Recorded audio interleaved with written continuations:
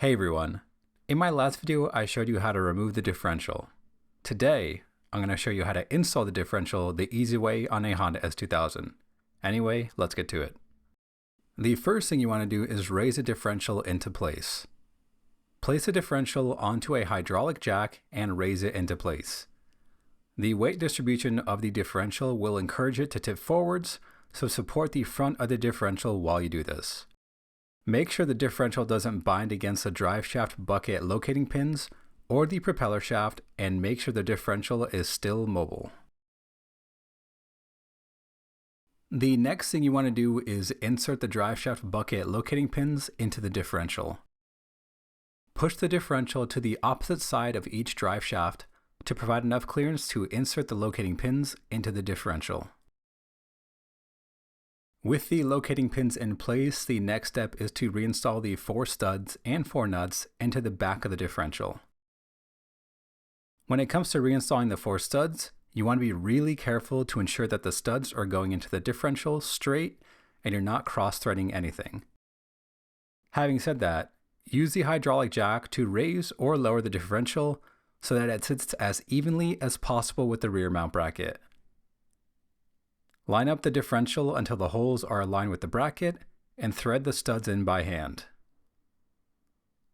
Use an 8mm socket and a long reach ratchet to install the 4 studs into the differential.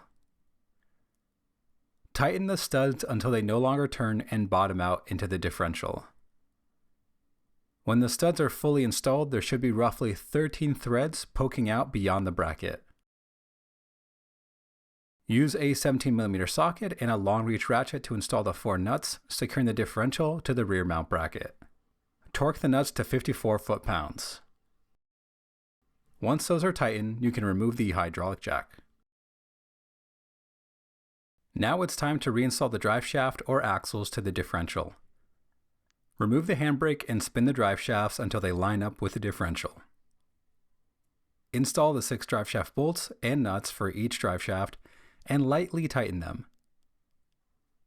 This car has drive shaft spacers and aftermarket hardware, but for OEM hardware, you'd want to use a 14mm socket to install the bolts and a 14mm wrench to hold the accompanying nut. Once you've got all the drive shaft bolts and nuts lightly tightened, you'll want to engage the parking brake so that you can torque things down. Torque the bolts that you can reach to 51 foot-pounds. Remove the handbrake to rotate the drive shafts and move the next bolts into place. Engage the handbrake again, and repeat this until you can torque the 6 bolts for each drive shaft. I'm using either no extension or a 6-inch extension to reach 2 to 3 bolts at a time on each side. If you wedge something between the propeller shaft and the propeller shaft brace, go ahead and remove it.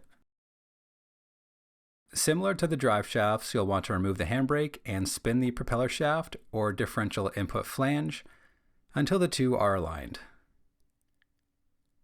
Install the 6 propeller shaft bolts and lightly tighten them. AP1s will require a 6mm hex drive, while AP2s will require an 8mm hex drive.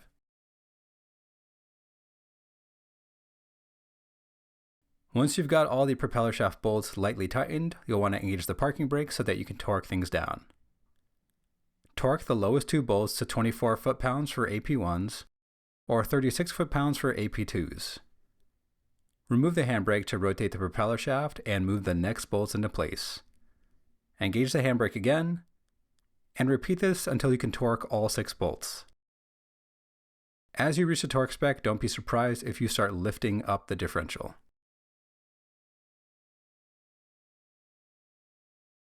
With the propeller shaft connected, it is time to reattach the differential to the front mount brackets. Use the hydraulic jack to raise the differential until it just barely meets the front differential mount brackets. You want the differential and the front mount brackets to meet as cleanly and evenly as possible to ensure the bolts go in straight and don't get cross-threaded. Thread the 4 bolts securing the differential to the front mount brackets by hand. Then use a 17mm socket to reinstall the 4 bolts and torque them to 47 foot-pounds.